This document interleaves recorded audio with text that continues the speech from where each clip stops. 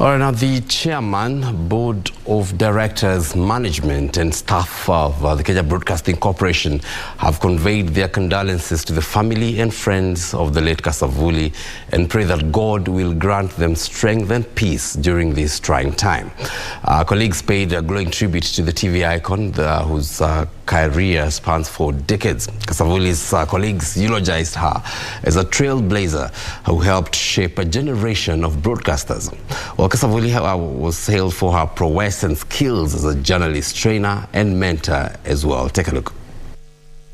I am Catherine Kasavuli. I have missed you so much. It's been 8 years since I was last on any television screen, and it is just a great pleasure to be back.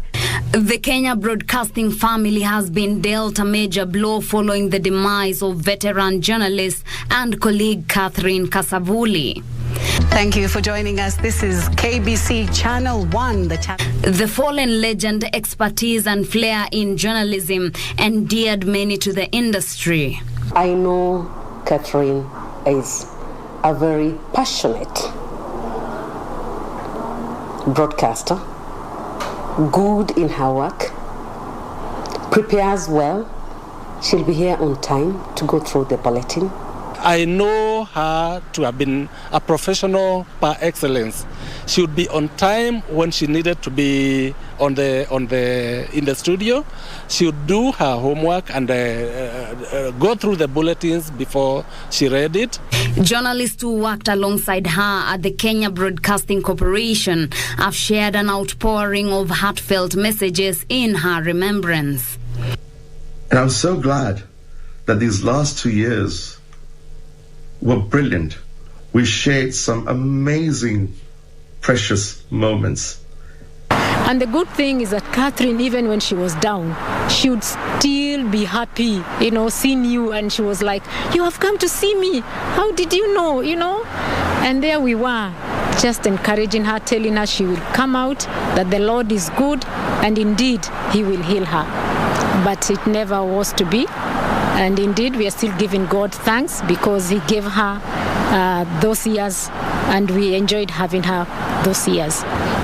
And she always had a smile. You never knew there was something that was ailing her or anything. She always had a smile, and for me it was a shocker.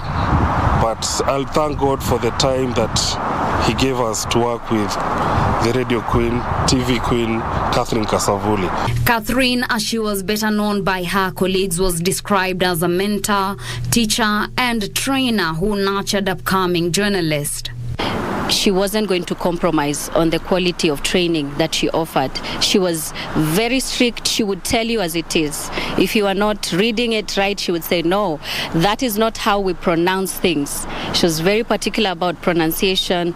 Colleagues describe her as one among few who had a good command of the English language. If she's not aware or sure about a pronunciation of a word, she would go through, and that time we didn't have Google. We had dictionaries, and sometimes you'd even call embassies just to find out pronunciation of a particular high commissioner or ambassador. Her trainees remembered her for the lessons taught and her great sense of humor, describing her as a happy soul who loved to laugh. Na wakati ambapo alikuwa anatupa yale mafunzo ilikuwa ni wakati mzuri, manake mnajifunza mengi kutoka kwake. Wakati ambapo ni wakazi inakuwa ni wakati wa kazi. Wakati wa ucheshi pia unakuwa ni wakati wa ucheshi. Manake Catherine, kwa wale ambao wanamfahamu, ni kwamba alikuwa anapenda kucheka sana. For others who watched Catherine growing up and later on got the chance to work with her, I've termed her as a relatable person who got along with the people of all ages. Yeah, we've walked this journey with the family, the Kasavuli family. We've been interacting up until yesterday. We were with Martin. Martin is Catherine's son. And we are still in conversation with them. They are like the KBC family. We'll walk this journey with them to the end. They have our support and the support of the entire media fraternity.